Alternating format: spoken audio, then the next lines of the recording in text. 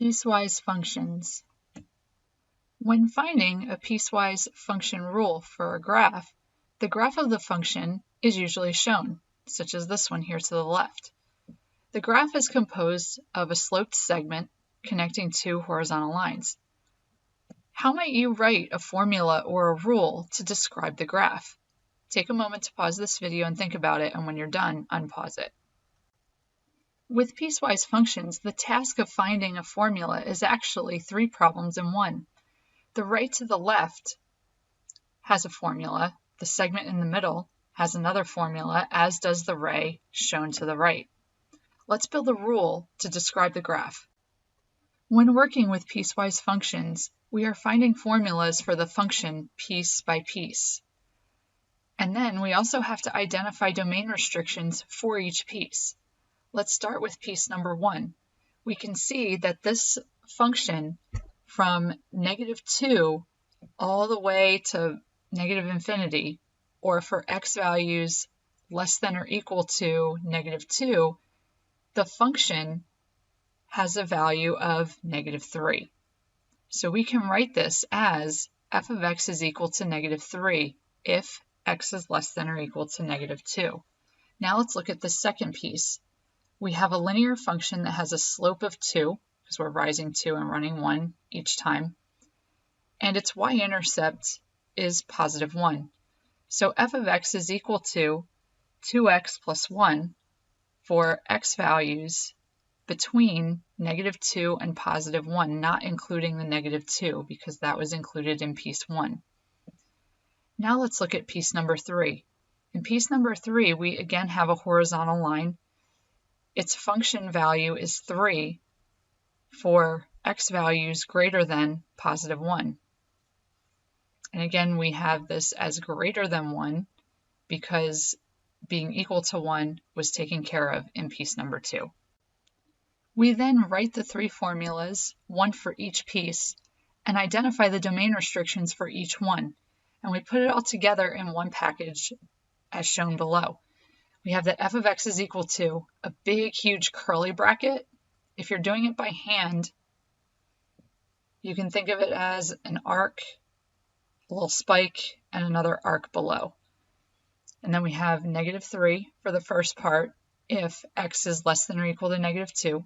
We have 2x plus 1 if x is between -2 and +1, not including -2. And we have that it is equal to 3 if x is greater than 1. When writing the piecewise functions, you could use the word if in between the function values and the conditions. You could also use the word for instead of if, and sometimes commas are also used for this reason. As we have found, a piecewise function is a function that contains at least two equations or pieces, where each equation or piece is defined in different parts of the domain. In our example, we have a piecewise function that contains 3 equations or pieces. Here's another example. We're going to write a piecewise rule to model the piecewise function shown in the graph to the left. So let's begin with this first piece. It is for x values that are less than, notice there is an open circle here, so there is no equal to, and the x coordinate boundary is 0, and the y coordinates or the function coordinates are -1. Now our second piece is from 0 to 2, and both endpoints are closed. So we have the equal to sign showing in the inequalities. And within this section of our domain, the function value is 2. Now for the last part, for x values greater than or equal to 3, our function has been assigned to be -3. Notice that there is a gap between this +2 and +3 that is definitely permitted with piecewise functions. So as long as you include the correct inequality symbol for the domain restrictions, you should be okay. And here's the solution for the piecewise rule that models this function. It's -1 if x is less than 0. It is +2 for x values between 0 and 2, including both endpoints. And it's -3 if x is greater than or equal to 3. Now let's discuss how to evaluate piecewise functions. To evaluate a piecewise defined function f, at a point x equals a, we are looking for the value f of a. Since a piecewise function has more than one rule, we need to be careful to pick the rule that applies to a particular argument, x being equal to a. So here's our example piecewise function. F of x is equal to the absolute value of x minus 2 if x is smaller than 1. The function is equal to x squared plus 3 if x is greater than or equal to 1. So let's evaluate these 4 problems. We have f of -3. Well, -3 is less than 1, so we're going to substitute it into the first piece of our piecewise function. So we have -3 minus 2 inside the absolute value. So that's going to be the absolute value of -5, which is equal to 5. Now if we find the function value at 5, well, 5 is greater than 1, so it fulfills the second condition. So we're going to substitute it into our second piece. So we have 5 squared plus 3, which is equal to 25 plus 3, which is equal to 28. Now if we look at our third piece, we're finding the function value at 1. Well, wait, 1 is included in both of these conditions. But the question is, where is x equal to 1? It's in the second condition. So we're going to substitute 1 in for x in our second condition, so that's 1 squared plus 3. So that's going to be 1 plus 3, which is 4. And now our last problem that we have here, f of -10. -10 is smaller than 1, so we're going to substitute it into our absolute value. So we have -10 minus 2, so that's going to be the absolute value of -12, which is equal to 12. And here we can see the solutions to the example that we found, and all the solutions that were calculated match what appears on this slide. Here's another example for evaluating piecewise functions. To evaluate a piecewise defined function h at x equals a, we are looking for the value of h of a. Since a piecewise function has more than one rule, we need to be careful to pick the rule that applies to a particular argument for each a value. We have that h of x is equal to the absolute value of the quantity x plus 1 if x is a rational number. H of x is equal to x squared plus 1 if x is irrational. So let's evaluate the function at these 4 x values. So first we have h of -3. Well, -3 is a rational number. So that's going to be the absolute value of -3 plus 1, which is going to be the absolute value of -2, which is 2. Our next problem that we have is h of pi. Pi is considered to be irrational, so we're going to substitute it into the bottom piece. So that's going to be pi squared plus 1. You can leave your answer in this exact format. You don't have to fully evaluate it in a calculator, but you could if you would like to. Now let's look at the next one. We have h of the square root of 2. Well, square root of 2 is irrational, so we're going to do the square root of 2 squared plus 1. That's going to be 2 plus 1, which is equal to 3. And finally, we have h of 18. 18 is a rational number, so we're going to substitute it into the first one again. So we have the absolute value of 18 plus 1, which is the absolute value of 19, which is equal to 19. And here are the solutions to these 4 example problems, and they do match the solutions that we found. There are times when modeling a function with 2 or more rules is a requirement. And here's an example of a parking fee schedule that could be used for a parking lot or a parking garage. First rule is that they charge a minimum of $10 for the first 5 hours. So from time being 0 to time being 5, you're at $10. Rule number 2 is they're adding $2 for each additional hour. So if you're there for between 5 and 6 hours, you're going to pay $12, so that's 10 plus 2 more. If you're there for between 6 and 7 hours, you would pay the $10 plus 2 additional sets of $2, so that would be $14.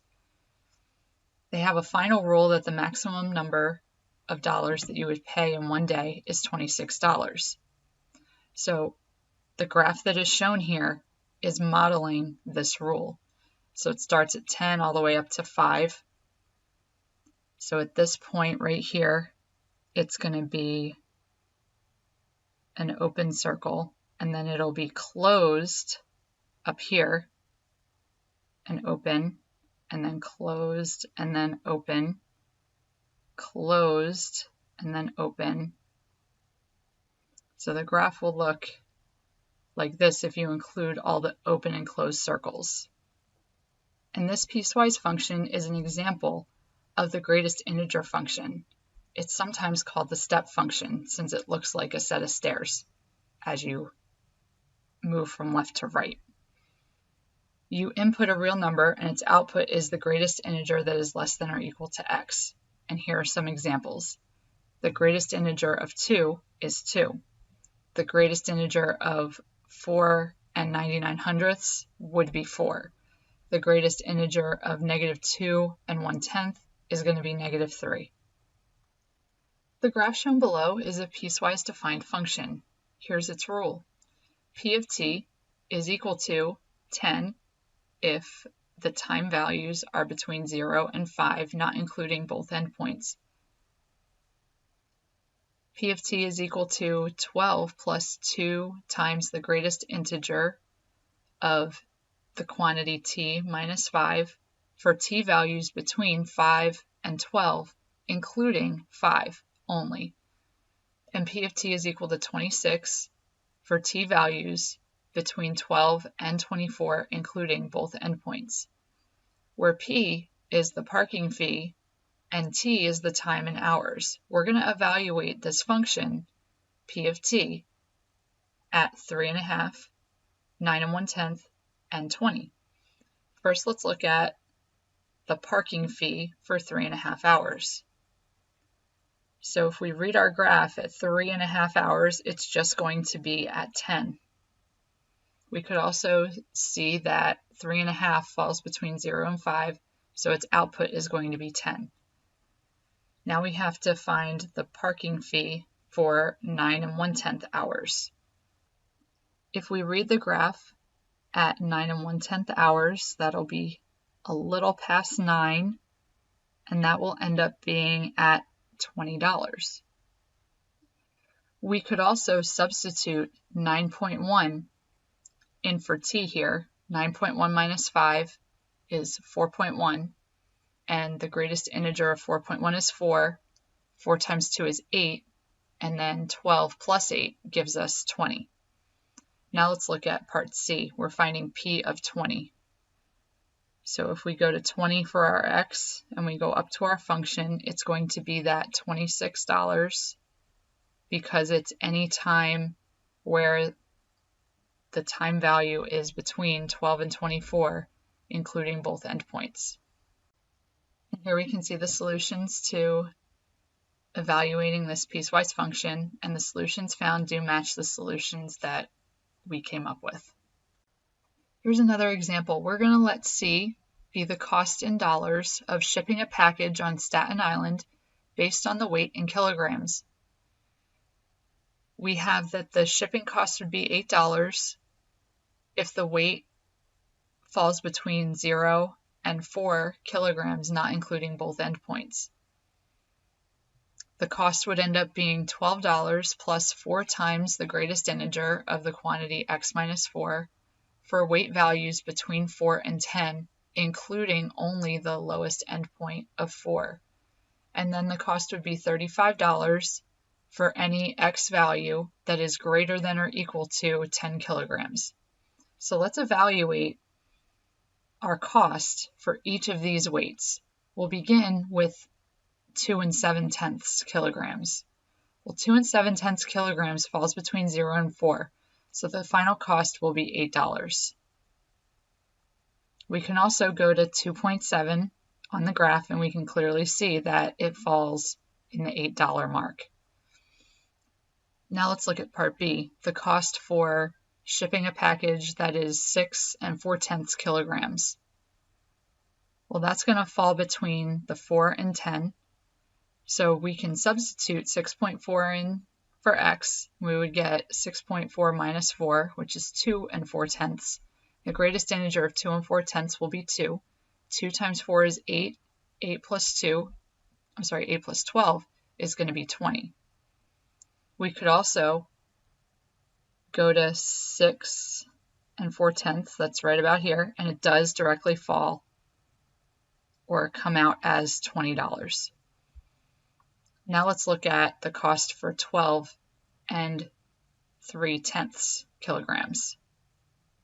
So 12 3/10, that's going to be right about here.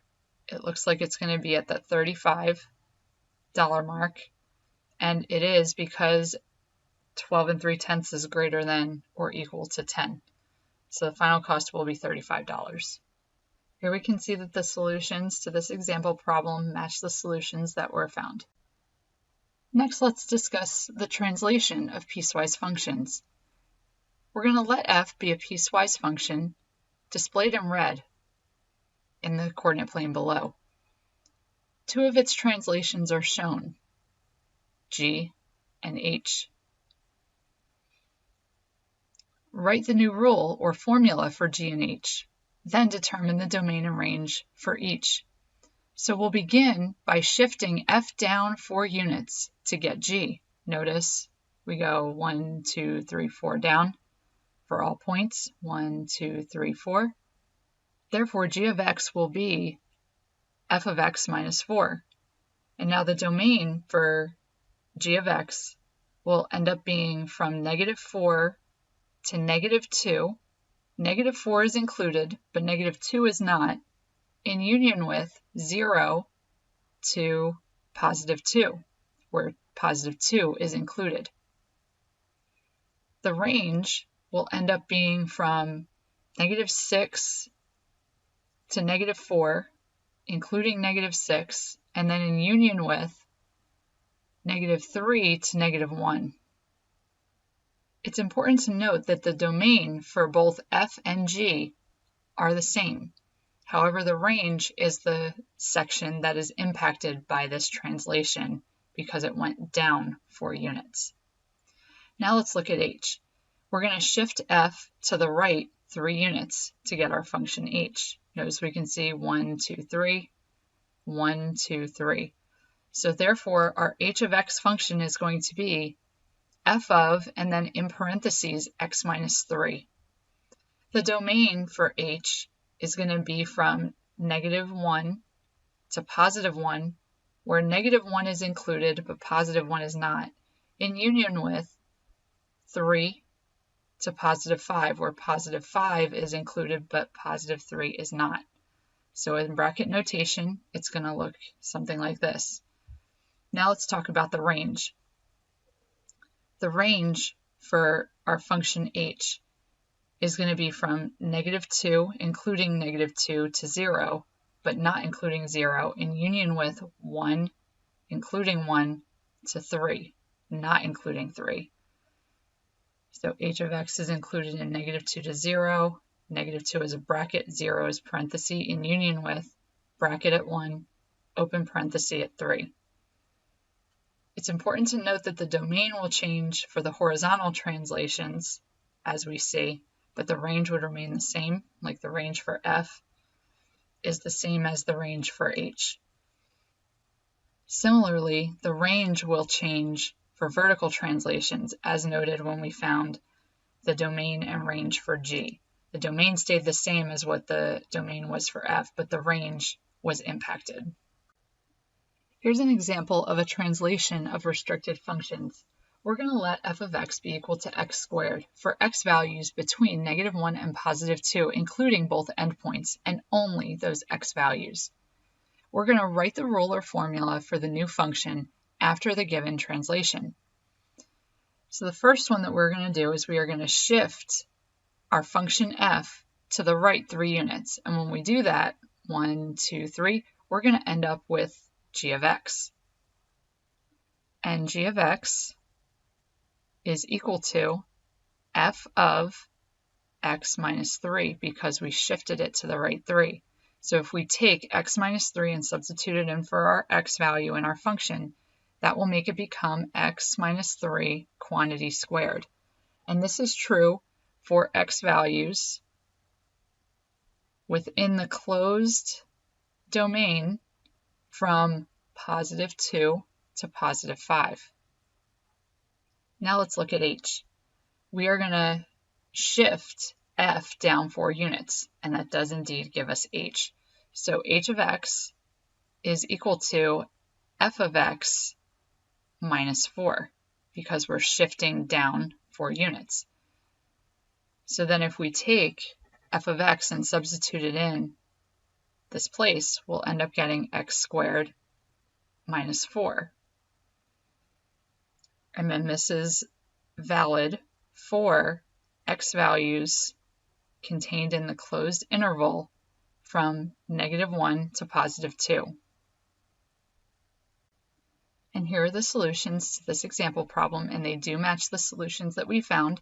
We found that g of x was equal to the quantity x minus 3 raised to the second power for x values between 2 and 5, including both endpoints.